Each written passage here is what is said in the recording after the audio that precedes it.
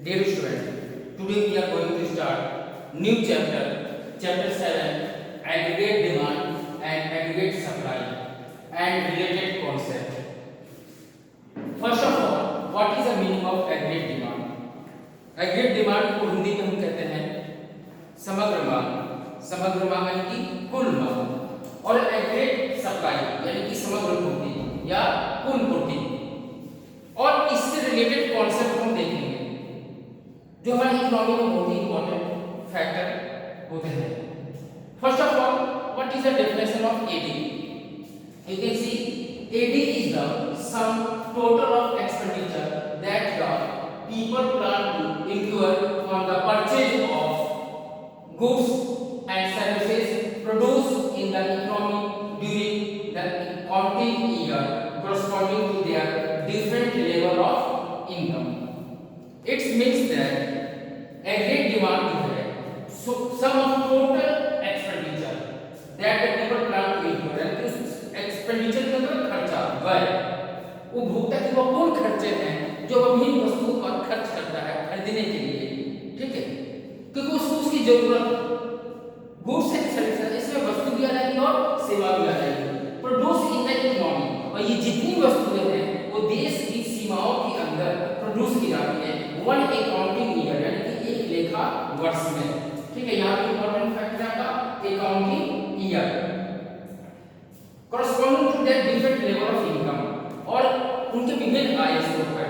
तो कुल मिलाकर शॉर्ट में हम ये कह सकते हैं कि एग्रीगेट डिमांड समग्र जो है मांग कहलाती है, जो एक उपभोक्ता अपनी विभिन्न आय स्तर पे, ठीक है, अलग अलग आय स्तर या विभिन्न उपभोक्ता जो है सबकी इनकम अलग अलग होती है, तो वो वस्तु को खरीदते हैं और वो एक लेखा वर्ष में जो भी वस्तु और सेवा पर खर्चा करते हैं, ठीक है, उसको खरीदने के लिए, उसको पाने के लिए, तो वह कहलाता है एग्रीगेट डिमांड। अब हम यहाँ पे हम जानते हैं कि हर एक इंसान की इनकम लेवल एक जैसे नहीं है। There are different types of people live in our country. Some people work in primary sector, some are secondary sector, and some people working in tertiary sector. कुछ किसान हैं जो प्राइमरी में काम करते हैं सेक्टर में, और इसी तरह से हम जो है इंडस्ट्रियल एरिया में जो काम करते हैं उनको सेकेंडरी सेक्टर कह सकते हैं, और जो बैंकिंग और रेलवे और तमाम सर्विस सेक्टर में काम करते हैं, लॉयर्स हैं, डॉक्टर्स हैं, ये सब क्या कहलाएंगे? Tertiary sector. तो हर एक सेक्टर में जो लोगों की इनकम वो एक जैसी नहीं है, तो इसी चीज को हम यहाँ पे समझने की कोशिश करेंगे। You can see Y indicate income and AD means aggregate demand. Now you can see the income starting from zero, but aggregate demand not start from zero, it start from 30 means minimum consumption level. यानी कि इस detail में हम आपको बहुत easy तरीके से बता रहे हैं कि एक इंसान अगर पृथ्वी पे जन्म लेता है, भले ही वह कुछ कमाता ना हो, बेरोजगार हो, लेकिन वो कभी भूखा नहीं रहेगा। वह भीख मांगकर, उधार लेकर, कर्ज लेकर, चोरी करके कुछ ना कुछ कंजप्शन करेगा, भले ही उसकी इनकम जीरो हो। इसलिए स्टार्टिंग में इनकम को जीरो दिखाया गया है कि स्टार्टिंग में ही जो है तुरंत इनकम जनरेट नहीं होती।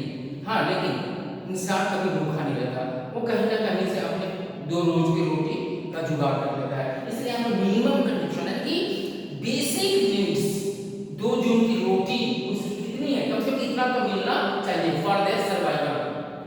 इवन देयर इनकम जीरो, भले उसकी इनकम जीरो पर इतनी उसकी कंजप्शन लेवल होनी चाहिए। तो ये 30 का है, ये मिनिमम लेवल ऑफ कंजप्शन कहलाएगा। अब आप देख सकते हैं जैसे जैसे इनकम इंक्रीज कर रही है, income increase from 0 to 20, 20 to 40, 60, 80, 100, 120 increasing, then aggregate demand 30, 35, 40, 45, 50, 55, 60. It means that there is direct relationship between income and aggregate demand.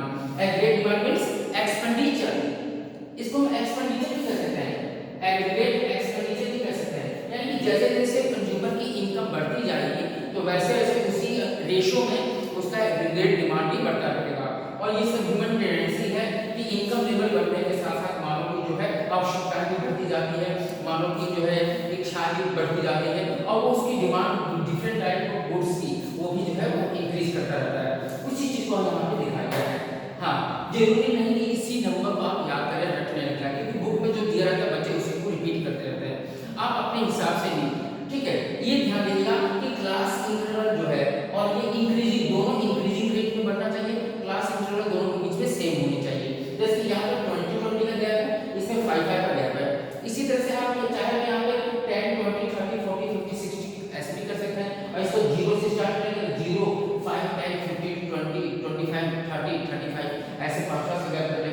कुल मिला के दोनों को इंक्रीजिंग रेट में दिखाना है और स्टार्टिंग इनकम को हमेशा 0 से होना चाहिए और यहाँ पे कुछ ना कुछ नंबर आपको इंडिकेट करना है। अब इसी चीज को प्रेजेंट करेंगे डायग्राम में, ध्यान दीजिएगा। अब यहाँ पे कंज्यूमर जो है इस चीज को यहाँ पे बताया गया है कि एक्स एक्सिस में इनकम को दिखाया गया है, वाई एक्सिस में आपका एग्रीगेट डिमांड दिखाया गया है। ध्यान दीजिएगा, यानी कि यहाँ पे एग्रीगेट डिमांड, ये आपका एग्रीगेट डिमांड का शेड्यूल है और ये इससे रिलेटेड, इसका एग्रीगेट डिमांड से रिलेटेड डायग्राम है। तो यहाँ पे ये दिखाया गया कि इन्वेस्टमेंट जो है ये आपका कांस्टेंट है, 10 है तो 10 ही रहेगा, इन्वेस्टमेंट डजंट चेंज। अब यहाँ पे 45 डिग्री जो लाइन है ये इनकम की लाइन है जो 45 डिग्री से खींची गई है। और यहाँ पे मिनिमम कंजप्शन यहाँ पे क्या लिखा है, एडी का 30। तो यहाँ पे एडी जो है यहाँ 0 है और एडी जो है मिनिमम कंजप्शन है कि 0 to 30, यानी कि 30 मिनिमम कंजप्शन इतना होना चाहिए। और जैसे जैसे इनकम बढ़ रही है तो इनकम जो है लेफ्ट टू राइट ऊपर की तरफ जा रहा है। इसका मतलब कोई भी line left to right upward जाएगा राइटवर्ड साइड, तो इसका मतलब है कि वह पॉजिटिव रिलेशन दिखा रहा है, वह यह दिखा रहा है कि बहुत तेजी गति से ये इंक्रीज कर रहा है। तो जैसे जैसे इनकम बढ़ती जाएगी उसी के अनुसार जो है कंजप्शन लेवल भी आपका क्या होता जाएगा, इंक्रीज करता जाएगा। देखो देखिए दोनों आप देखेंगे कि ऊपर की तरफ बढ़ रही है और एक समय ऐसा आएगा, ध्यान दीजिएगा, जब दोनों एक दूसरे के इक्वल रहेंगे। देखिए यहाँ 40-40 है, यहाँ पे y 40 है और एग्रीगेट डिमांड भी 40 है, यानी कि both income and aggregate demand both are equal. तो यहाँ हम देख सकते हैं कि ये 40 है और यहाँ से देखेंगे तो ये आप हो गया 40 और यहाँ भी नीचे 40, यानी कि aggregate demand and income both are intersect at E point. यहाँ पे ई पॉइंट है, that point is called equilibrium level of point. इस पॉइंट को हम इक्विलिब्रियम लेवल ऑफ पॉइंट कहते हैं। Both income and aggregate demand both are equal. और यहाँ पे इनकम को एग्रीगेट सप्लाई भी कह सकते हैं, क्योंकि जो प्रोडक्ट्स हम प्रोड्यूस कर रहे हैं उसी को बेचेंगे तो इनकम जनरेट होगी, ठीक है। तो the level where both aggregate demand and aggregate supply intersect each other and equal to each other, that level is known as equilibrium level in economy. Now इसी से रिलेटेड हम इसका एक्सप्लेनेशन देखेंगे। जितना कुछ हमने बताया उसी चीज को यहाँ पे एक्सप्लेन करेंगे, या कोई बार फिर से रिपीट कर रहे हैं। ये आपकी लाइन इनकम की लाइन है और जो 30 से स्टार्ट है ये आपका कंजप्शन की लाइन है। तो कंजप्शन क्या है, यहाँ पे ईडी, चाहे इसको एग्रीगेट डिमांड कहें या एग्रीगेट एक्सपेंडिचर कहें, बोथ आर सेम निकनेम है इसके, समझ लीजिए। तो C means consumption plus I means investment, यानी कंजप्शन के साथ इसके अंदर इन्वेस्टमेंट भी मिला हुआ है, ठीक है। ये 30 से स्टार्ट हुआ है, यही आपका जो है एग्रीगेट डिमांड की लाइन कहलाएगी। एडी इज इक्वल टू, इसका फार्मूला भी है, AD is equal to C plus I, यानी कि इसमें इन्वेस्टमेंट भी मिलेगा और इन्वेस्टमेंट क्या है 10 पे ये कांस्टेंट है। अब यहाँ पे देखिए 45 डिग्री लाइन इंडिकेट y, ये तो मैंने आपको बता दिया है, अब I have already told to you 45 degree line जो है आपकी इनकम की लाइन है। AD and y at equal to each other at E level, E level पर जो है आपकी y और ये आपका ये एडी दोनों एक दूसरे के इक्वल है, ठीक है। और यहाँ पे इनकम कितनी है, यहाँ पे इनकम कितनी है 40 है, ठीक है।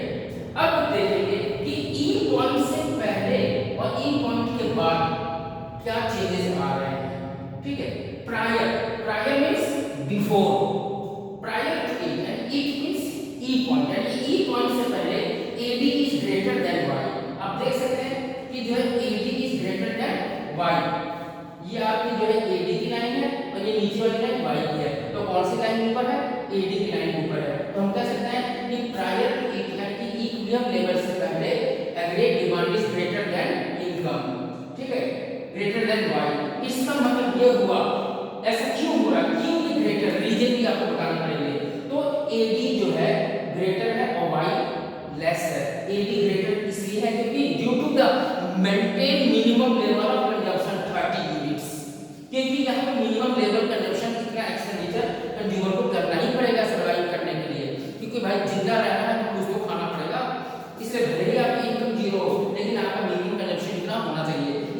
कहा गया है कि ई पॉइंट से पहले एडी जो है ग्रेटर है किसकी तुलना में, वाई की तुलना में। एग्रीगेट डिमांड ज्यादा है और इनकम कम है।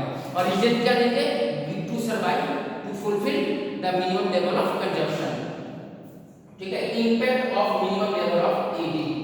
नेक्स्ट बियॉन्ड में आफ्टर, यानी ई पॉइंट के बाद देखिए जस्ट ये अपोजिट हो गया, एडी नीचे चला गया और इनकम ऊपर चली गई। इसका मतलब क्या हुआ, AD is less than Y, means Y is greater than AD, ऐसे कह सकते हैं।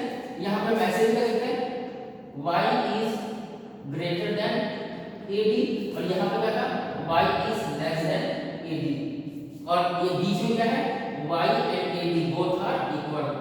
इसका मतलब क्या हुआ कि ई पॉइंट के बाद y ग्रेटर है, एडी कम है। ऐसा क्यों है, रीजन क्यों देंगे, क्या देंगे रीजन में, तो the main reason is that when the consumer income increasing after that the people start saving more saving and decrease their consumption level. ये सब जानते हैं कि जैसे जैसे इनकम बढ़ती जाती है तो लोगों की बचत प्रवृत्ति, सेविंग करने की कैपेसिटी भी बढ़ती जाती है, तो लोग अपनी इनकम का अधिक से अधिक हिस्सा जो है बचाकर सेव करना शुरू कर देते हैं। और जाहिर सी बात है, अगर इनकम का अधिक से अधिक पैसा आप अगर जो है सेव करेंगे तो आपको कंजम्पशन करने के लिए आपके पास पैसे की कमी आ जाएगी और ऐसे में आपकी जो है कंजम्पशन एक्सपेंडिचर कम हो जाएगी और कंजम्पशन एक्सपेंडिचर कम होने से आपकी एग्रीगेट डिमांड डिक्रीज करेगी। उसी चीज को यहाँ पर समझाया गया है, बियॉन्ड इट यानी ई पॉइंट के बाद AD is less than Y, यानी वाई ग्रेटर है और एडी कम है, लोग खर्चा कम कर रहे हैं। क्यों कर रहे हैं, बिकॉज देखिए यहाँ पे लिखे हैं because at higher level of Y, यानी जब इनकम ज्यादा हो गई है, अधिक हो गई है, people start saving A part of their income, तो लोग अपनी इनकम का कुछ हिस्सा जो है बचाकर रखना शुरू कर देते हैं। यही कारण है, रीजन देते हुए हम एक्सप्लेन करेंगे। मिनिमम लेवल कितना है आपका एडी का, तो मिनिमम लेवल कितना है 30 है, यहाँ पे लिखा है मिनिमम लेवल 30 है, ठीक है। This indicate expenditure independent of their level of income in the economy.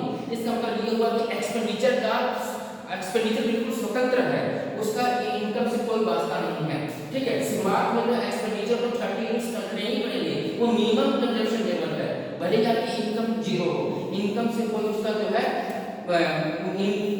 Connection नहीं है, उतना तो आपको सर्वाइव करने के लिए एक्सपेंडिचर करने ही पड़ेंगे, ठीक है। उसी को कहा गया कि minimum level of AD 30, this indicate expenditure independent of the level of income in the economy.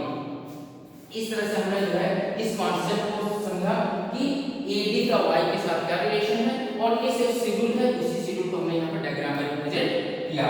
हाँ, जिस तरह से हमने आपको बताया डायग्राम को और शेड्यूल के साथ में इसका कनेक्शन करके जो है आप लोग पढ़ेंगे तो आपको टॉपिक इजी से इजी जो है समझ में आएगा, ठीक है। और प्लस पैराग्राफ में काफी लेंथी 2-3 पैराग्राफ होते हैं, ठीक है, कई पेजेस में जो है एक्सप्लेनेशन होते हैं, लेकिन हमने जो यहाँ पे एक्सप्लेनेशन किए according to the diagram and schedule to the point, ठीक है। बस इतना ही आपको याद रखना है, जैसे जैसे हमने बताया कि 45 डिग्री लाइन इनकम की लाइन है, ठीक है, और ये जो हॉरिजॉन्टल पैरेलल लाइन है ये आपकी इन्वेस्टमेंट में जो कांस्टेंट है 10 पे, और 30 minimum level of aggregate demand and consumption है, और यहाँ पे इनकम 45 डिग्री से स्टार्ट है, और both AD and Y intersect at E level is equilibrium level before it या prior to it Y is less than AD because to maintain minimum level of consumption and beyond the E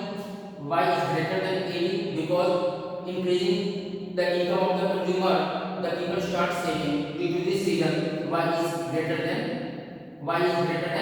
AD. यही कारण कि y जो है AD से ज़्यादा है। तो इस तरह से जो है इस टॉपिक को हमने समझा और कोशिश कर आशा करते हैं कि आपको अच्छे से समझ में आ गया होगा और इसको जितना